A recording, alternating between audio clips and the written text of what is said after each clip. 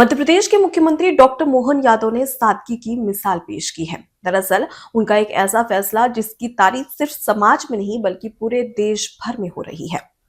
मुख्यमंत्री डॉक्टर मोहन यादव के छोटे बेटे डॉक्टर अभिमन्यु यादव की शादी सामूहिक विवाह सम्मेलन में होने जा रही है और इसकी हर कोई प्रशंसा कर रहा है।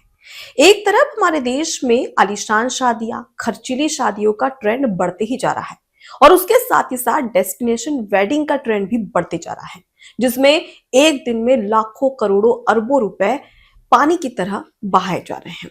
तो वहीं दूसरी ओर मुख्यमंत्री का समाज के लिए, हमारे देश के लिए एक बड़ा मैसेज कि मुख्यमंत्री जैसे बड़े पद पर होने के बावजूद भी वो अपने बेटे की शादी बेहद ही सादगी और सिंपल तरीके से करवा रहे हैं।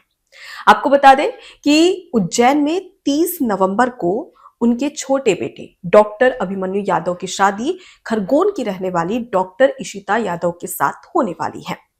इस सम्मेलन में, यानी कि जो सामूहिक विवाह सम्मेलन होने जा रहा है, इसमें 21 जोड़े इस सम्मेलन में एक साथ शादी करेंगे। इन 21 जोड़ों में से एक है डॉक्टर मोहन यादव के छोटे बेटे डॉक्टर अभिमन्यु यादव और इशिता यादव। आपको बता दें कि मध्य प्रदेश के मुख्यमंत्री डॉक्टर मोहन यादव की ये जो पहल है, ये जो मुहिम है, इसकी हर कोई प्रशंसा कर रहा है। लेकिन इससे ज्यादा एक और चीज है जिसकी हर कोई तारीफ करता नजर आ रहा है। दरअसल उनका एक सोशल मीडिया पर जो शादी का कार्ड है, इनविटेशन कार्ड, वो काफी ज्यादा वायरल हो रहा है। और ये कार्ड इसलिए सुर्खियां बटोर रहा है क्योंकि इसमें एक और सादगी देखने को मिली है। दरअसल आपको बता दें कि इस शादी के कार्ड में तमाम जो लोग हैं उन्हें इनवाइट तो किया ही गया है, आमंत्रित तो किया ही गया है। साथ ही ये भी कहा गया है कि आप तोहफे के लिए माफ करिएगा, यानी कि जो गिफ्ट है वो उसके लिए हम माफी चाहते हैं। आपका जो आशीर्वाद है वही हमारे लिए अमूल्य उपहार है। यानी कि साफ कहा है मुख्यमंत्री डॉक्टर मोहन यादव ने कि अगर आप शादी में आते हैं, इस विवाह सम्मेलन में शामिल होते हैं, तो आपको किसी भी तरीके का कोई तोहफा लाने की जरूरत नहीं है, बल्कि आपका सिर्फ आशीर्वाद मिल जाए, यही सबसे बड़ा गिफ्ट होगा उन तमाम जोड़ों के लिए। अब एक तरफ अगर हम देखते हैं तो एक पिता अपने बेटे या अपनी बेटी की शादी की ख्वाहिश रखता है। वो यही सोचता है कि इसकी शादी तो मैं ऐसे करवाऊंगा जैसे कि किसी ने देखी नहीं होगी।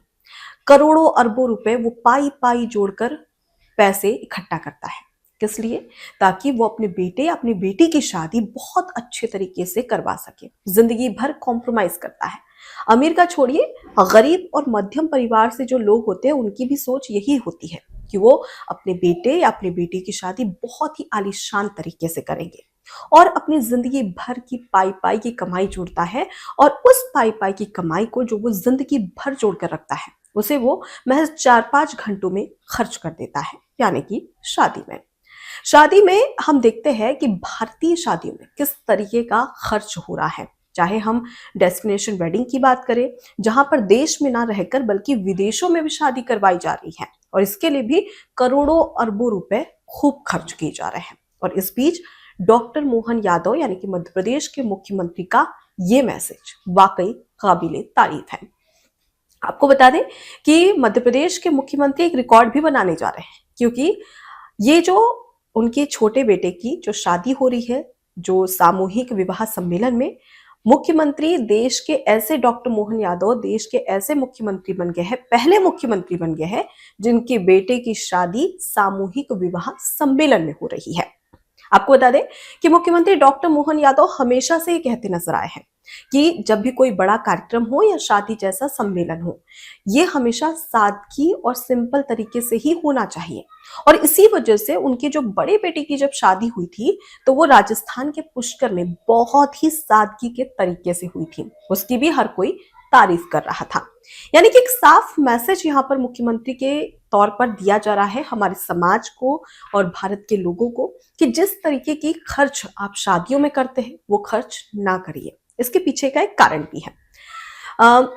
हम देखते हैं कि अक्सर एक पिता अपने बेटे या अपनी बेटी की शादी, चाहे वो गरीब हो, मध्यम परिवार से हो या फिर अमीर हो, वो पाई पाई जोड़कर पैसे खर्च करता है शादी में, ताकि किसी प्रकार की कोई कमी ना रह जाए।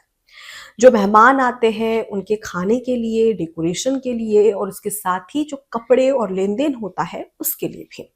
लेकिन इस बीच आप चाहे मेहमानों के सामने 56 पकवान क्यों ना रख दें, एक से एक लजीज पकवान क्यों ना रख दें, लेकिन तब भी वो यही कहेंगे कि पूरी थोड़ी कच्ची थी, दाल में नमक थोड़ा कम था, अरे ये सब्जी तो थी ही नहीं, कुछ खास खाना नहीं था, या खाना बहुत फीका था, या अगर थोड़ा नमक ज्यादा हो गया तो खाना बहुत तीखा था। अब तक का ये रिकॉर्ड है कि आज तक किसी भी मेहमान ने शादियों में खाना खाने के बाद में तारीफ तो बहुत कम ही की है।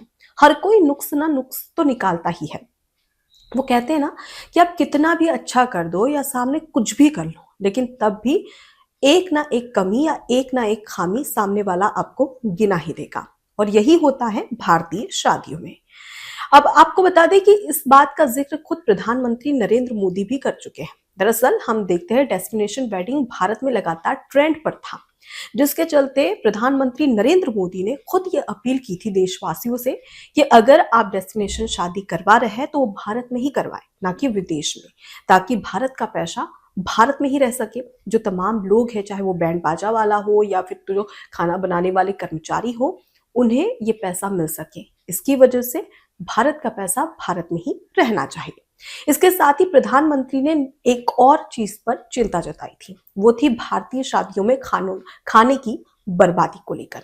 हम देखते हैं कि शादी में सबसे ज्यादा खाना बर्बाद होता है। जो मेहमान हैं उनसे कहीं ज्यादा खाना बना लिया जाता है मेहमानों के लिए, जिसके चलते वो खाना बर्बाद हो जाता है। एक रिपोर्ट सामने आई थी जिसमें साफ बताया था कि भारत में सबसे ज्यादा अगर खाने की बर्बादी होती है तो वो शादियों में होती है।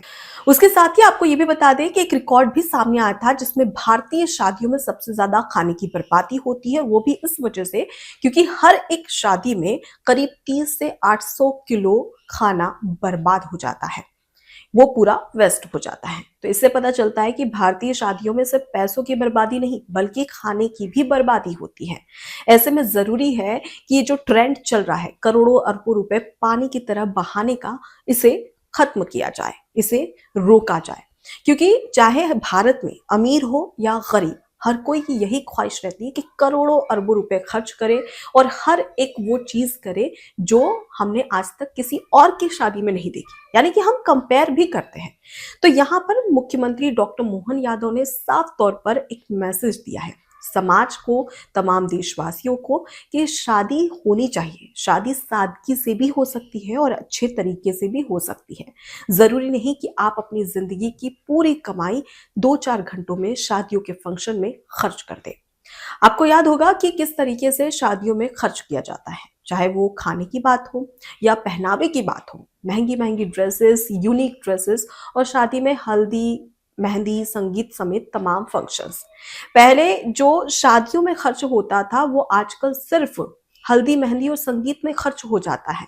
इतना ज्यादा यहाँ पर शादियों का, आलीशान शादियों का, खर्चीली शादियों का ट्रेंड चल रहा है। हर कोई एक दूसरे से कंपटीशन करता है।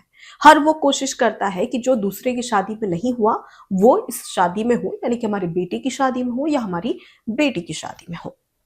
और ये कहीं ना कहीं हमारे समाज के लिए घातक भी है।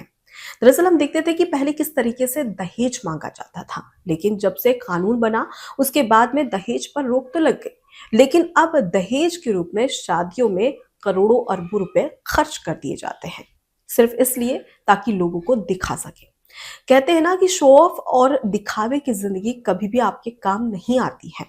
इसलिए जरूरी है कि आप भी डॉक्टर मोहन यादव की तरह, जिस तरीके से उन्होंने फैसला लिया उनके छोटे बेटे की शादी वो सामूहिक विवाह सम्मेलन में करवा रहे हैं, हम ये नहीं कहते कि आप भी यही करिए, लेकिन आप सादगी के साथ में अपने बेटे या अपनी बेटी की शादी करवा सकते हैं, जिससे कहीं ना कहीं समाज में एक नई धारणा बनेगी।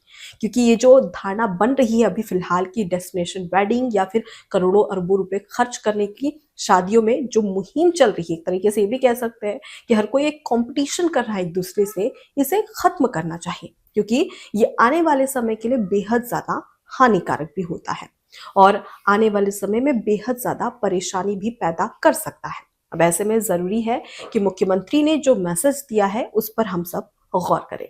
फिलहाल इस पूरे घटनाक्रम को लेकर और मुख्यमंत्री डॉक्टर मोहन यादव की इस पहल को लेकर आपकी क्या राय है, कमेंट बॉक्स में जरूर बताइएगा।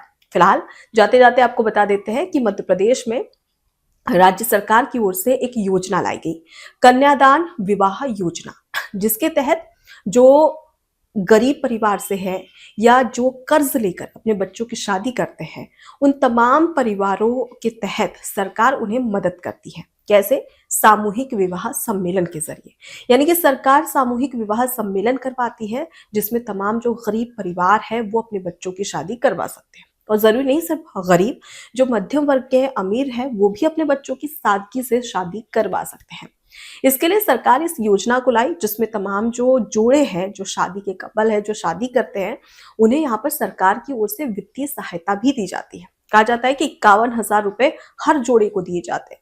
उसके साथ ही गृहस्थ जीवन में किस तरीके से आपको जो सामान चाहिए होता है, उसकी सहायता, उसकी मदद भी राज्य सरकार कर रही है। यानी कि साफ है कि राज्य सरकार एक मुहिम छिड़े हुए है, और ऐसा नहीं है कि सिर्फ डॉक्टर मोहन यादव कर रहे हैं। इससे पहले हमने देखा कि मध्य प्रदेश में ही शिवराज सिंह चौहान, जो कि पूर्व मुख्यमंत्री हैं मध्य प्रदेश के, उनकी ओर से भी इसी तरीके की पहल की गई थी, सामूहिक विवाह सम्मेलन, जिसमें कई जोड़े जिनकी शादी करवाई गई थी। अब ठीक ऐसी ही पहल मुख्यमंत्री कर रहे हैं, लेकिन इसमें एक बात खास है कि मुख्यमंत्री अपने छोटे बेटे डॉक्टर अभिमन्यु यादव की शादी भी सामूहिक विवाह सम्मेलन में कर रहे हैं, जो कि अब काफी ज्यादा चर्चा इसी पर हो रही है। फिलहाल इस पूरे घटनाक्रम को लेकर और मुख्यमंत्री डॉक्टर मोहन यादव की इस पहल को लेकर आपके क्या विचार है, जरूर बताइएगा कमेंट बॉक्स में। नमस्कार। एबीसी हिंदी न्यूज, आज ही जुड़िए हर खबर के साथ।